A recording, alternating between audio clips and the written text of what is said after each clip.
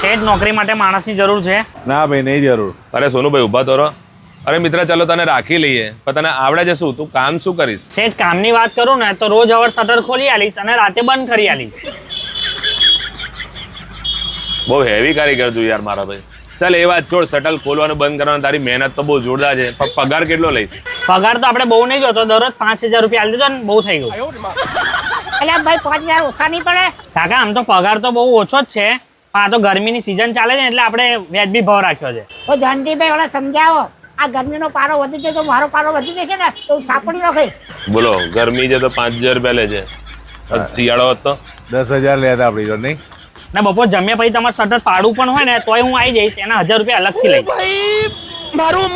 બુધાલાલ કઈક કહો તમે. હા જંટીભાઈ લાવો એને સમજાવું, એક ઓફર એને બતાવું.